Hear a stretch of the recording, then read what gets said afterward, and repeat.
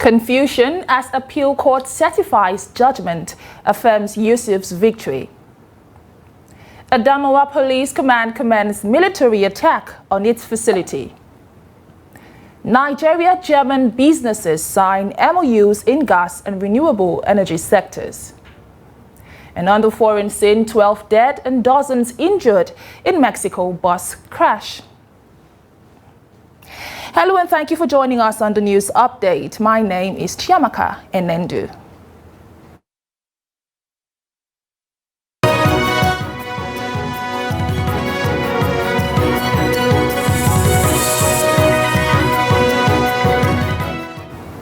And Kano State Attorney General and Commissioner for Justice Haruna Issa Dederi says the certified copy of the appeal court's judgment on Kano State governorship election has affirmed the victory of Abba Kabiru Yusuf as duly elected governor of Kano State. He made the disclosure while addressing a news conference on Tuesday night, where he said in a fresh revelation, as indicated in the written judgment, the Court of Appeal set aside the judgment of the Kano Election Petition Tribunal for lacking in merit. The three-member panel of the appeal court on Friday, the 17th of November, had dismissed the appeal filed by Governor Yusuf on basis of his membership status. The appellate court subsequently affirmed Nasiru Yusuf of the All Progressives Congress, that's the APC, as winner of the March 25, 2023 governorship poll in Kano State. Dederi, however, said that the page 67 of the certified court of the judgment clearly indicated that the tribunal ruling that sacked Governor Yusuf was set aside.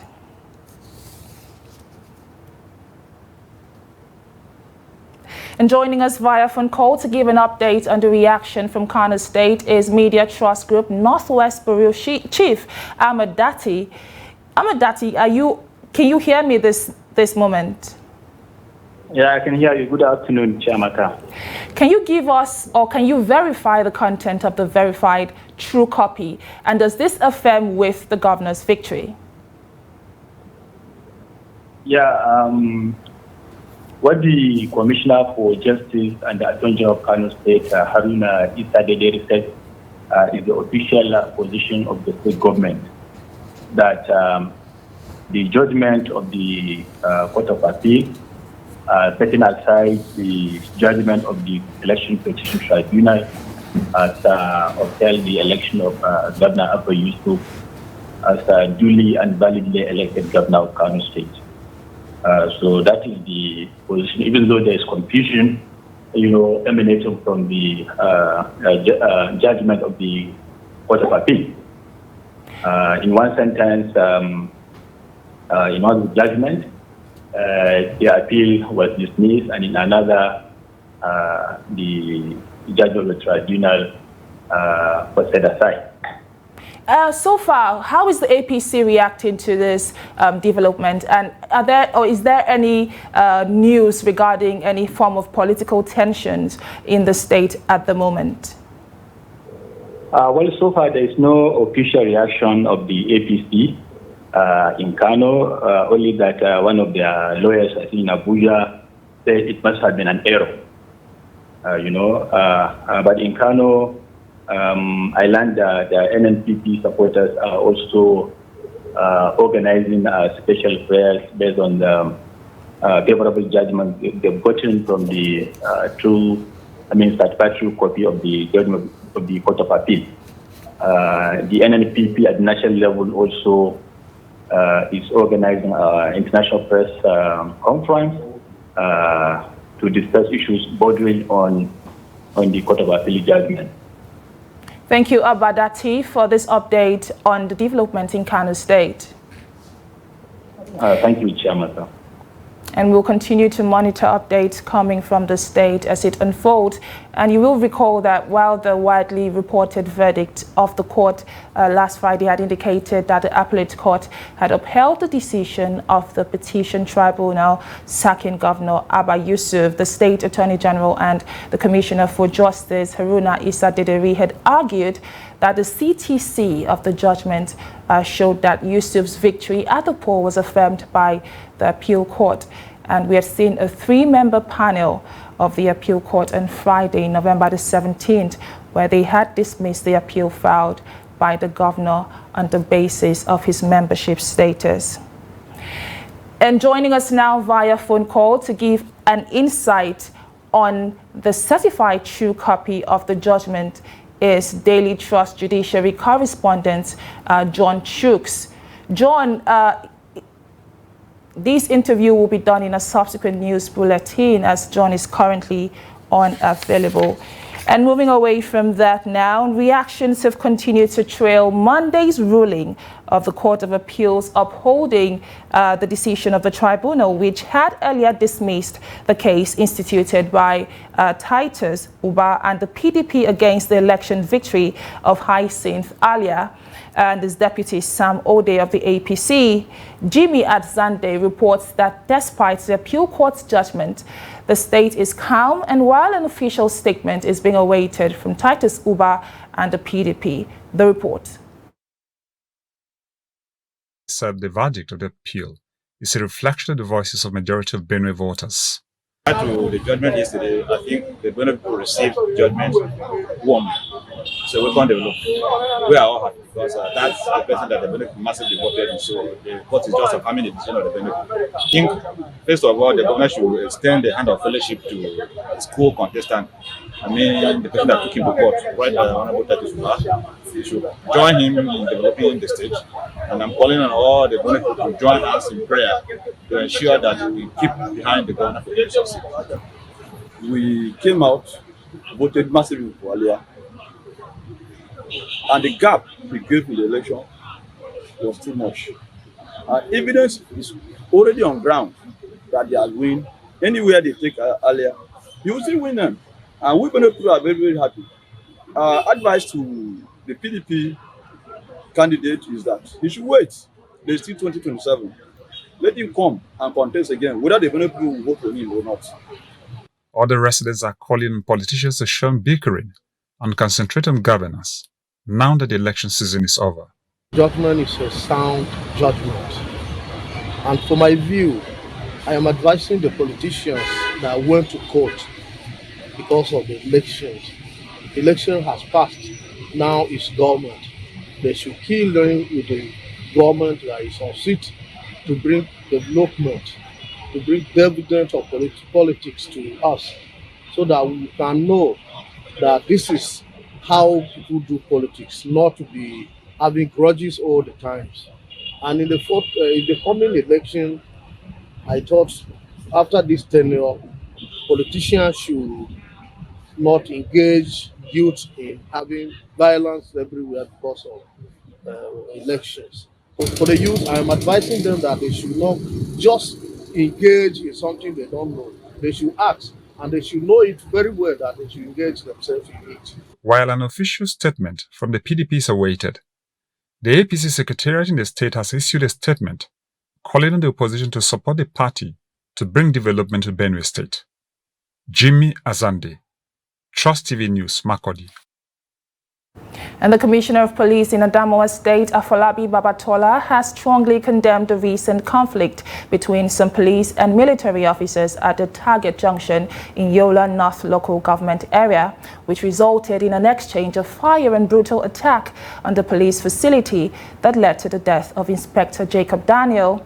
The CP has therefore ordered an immediate investigation into the matter to ensure justice is served and peace is restored. In a statement made available to newsmen, the CP assured of the command's commitment to protecting the lives and property of citizens. He said the importance of collaboration between sister security agencies was also highlighted in the safeguarding of the fundamental rights of security operatives, which would enable them to fulfill their sacred duty to serving and protecting the public.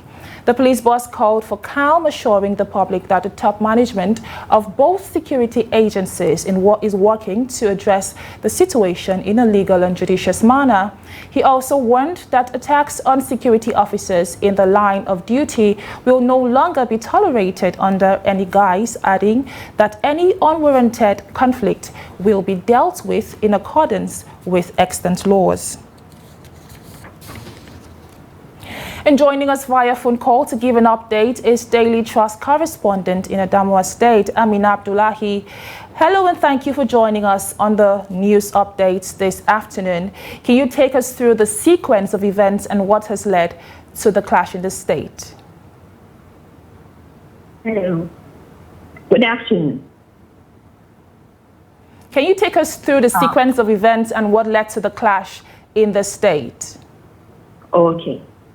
It all began yesterday evening around 11 p.m. and the residents of Adamawa State were thrown into a state of panic as they were abruptly woken by the sound of heavy gunshots from different locations in the state.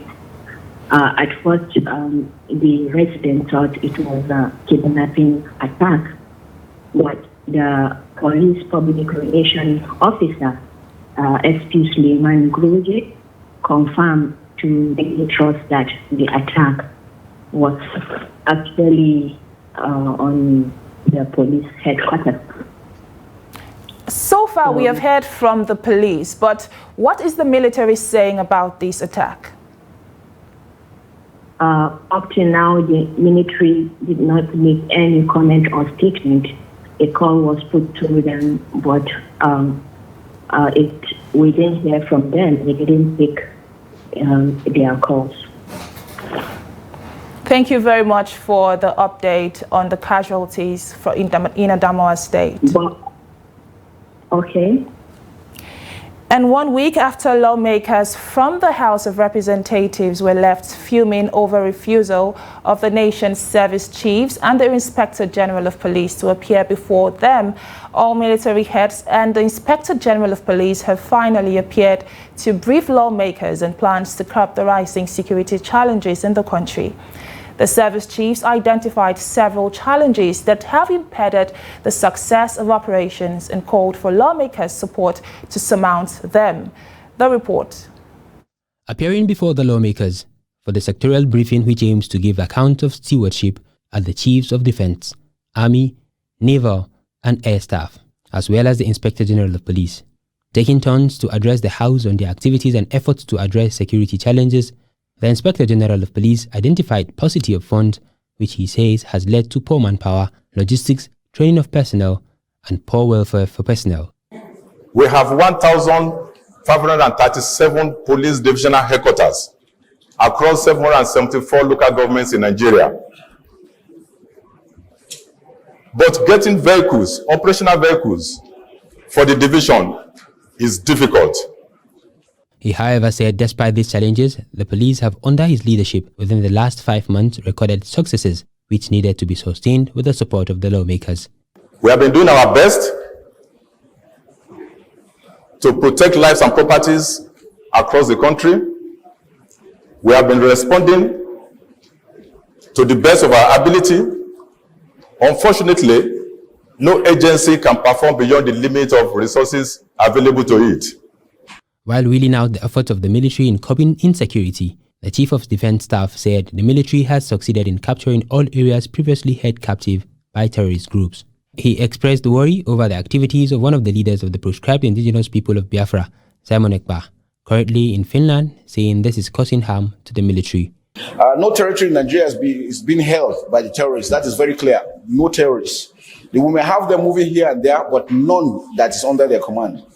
The DDR, the disarmament program for the surrendered terrorists is what is being awaited. Processes are being done and it's continuing. After being grilled by lawmakers over concerns, the session dissolved to an executive one.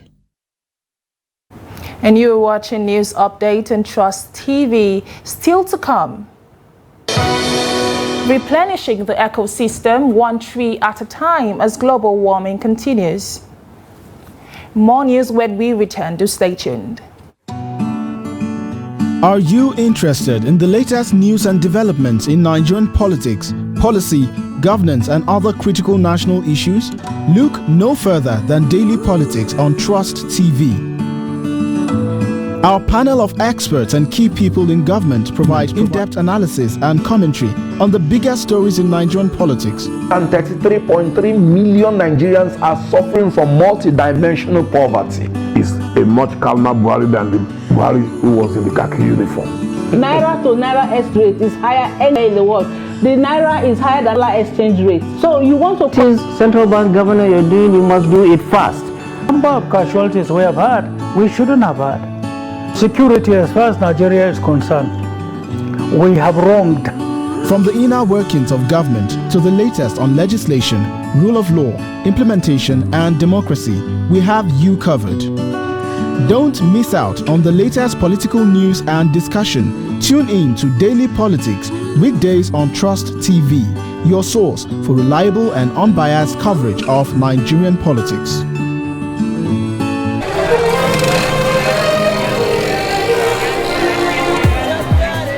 Welcome to Trust TV, where we document the Nigerian story. Our programming showcases the rich culture and diversity of Nigeria. We strive to amplify the voices that make our nation unique. Our programming is designed to take you on a journey through the different tastes of entertainment in our country. We showcase the best of Nigerian culture, from traditional craft to cutting-edge technology. Our team of expert journalists are dedicated to unveiling the intricacies of our culture and telling the untold stories that binds us all. And let's not forget the food. Nigeria has diverse and flavorful cuisines, some of the favorites to millions across the world. What is Nigeria without its people, their passions and their talent? Trust TV is not just a channel, it's a platform that brings you closer to everything that makes Nigeria great. Trust TV, documenting the Nigerian story.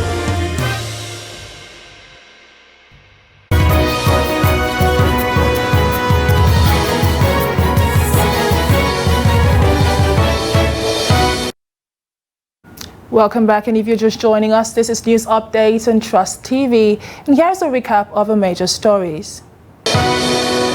Confusion as appeal court certifies judgment affirms Yusuf's victory.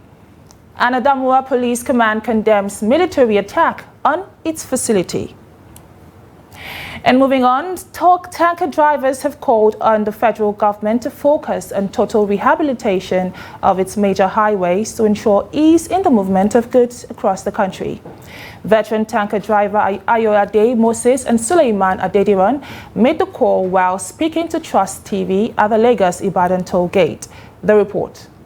While lamenting the spate of bad roads in the country, they noted that such roads not only slow the movement of goods and inflammable products, but also cause auto crashes across the nation. We are facing too much challenges because the road is not good at all. It's not good at all. Even though there's some of accident is happen, so the bad road is causing it. The road is very bad. From Oyo State here to Jeba, it's not good. From Jeba to Bida, it's not fair.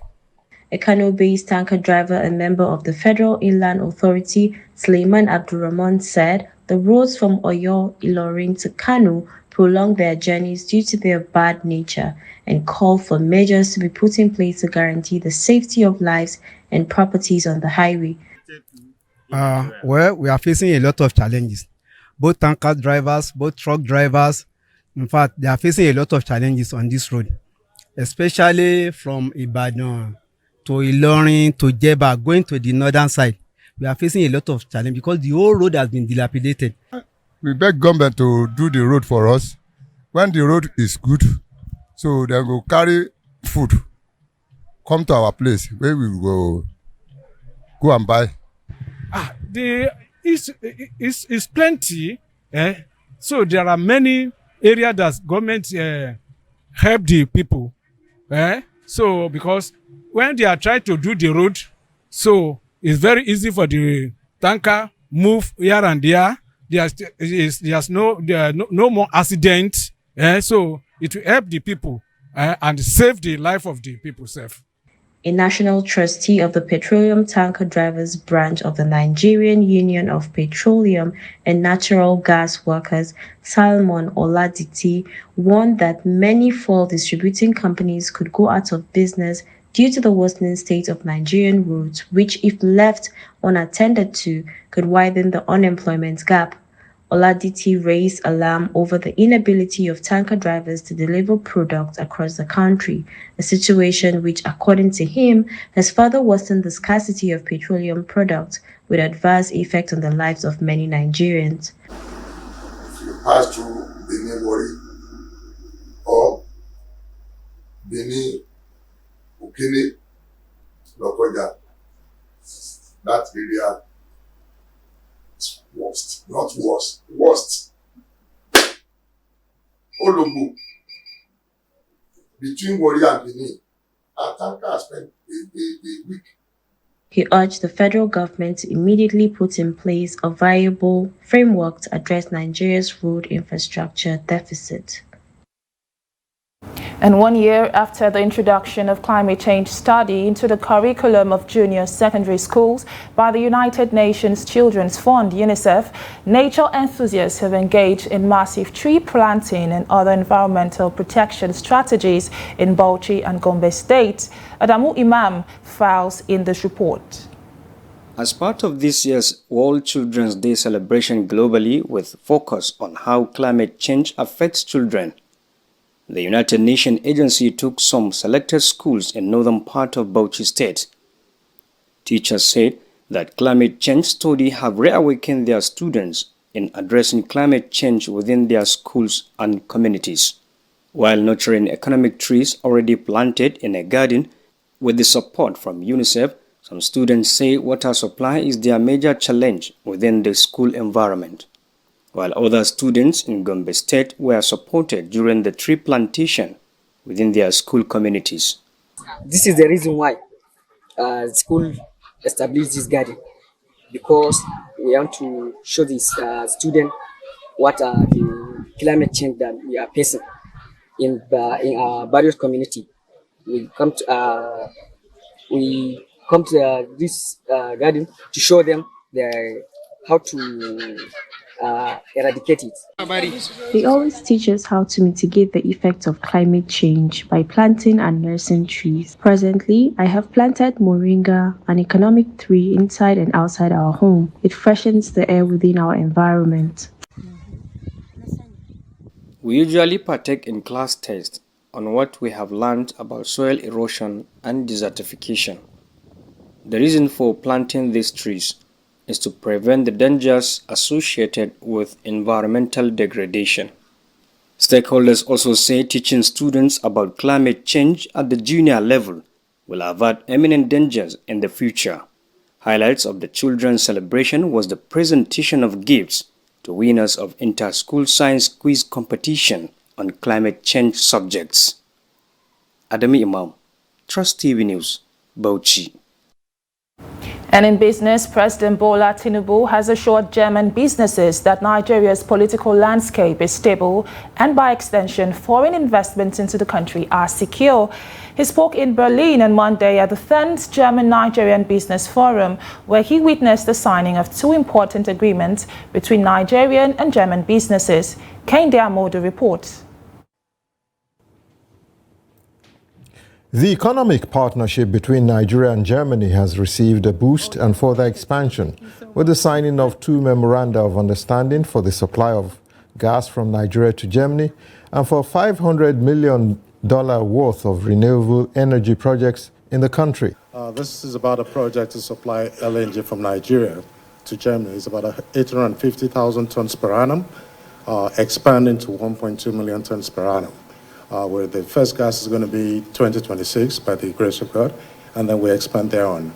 And that's going to extinguish about 50 million cubic feet per day of flares in Nigeria. We're talking about 1.7%, nearly 2% of the German market, so it's not a tiny deal, it's a big deal. And it's going to be between two smaller companies, but they're going to do big deals and grow. And we are signing an MOU for $500 million to do e-energy projects in Nigeria, mostly solar and off-grid. This is basically one of the biggest initiatives that we believe will bring rural inclusion and capture people into the formal economy. This is for the people, it's for our planet, that's what we're here for. So the company I'm working from doesn't really matter. What matters is that our experience is positive and we would like to expand. President Bola Tinubu is urging German businesses to look beyond obstacles experienced in the past, pointing out that he is ready to implement reforms and protect their investment. The relationship that we seek is for all to remove all hurdles to progress,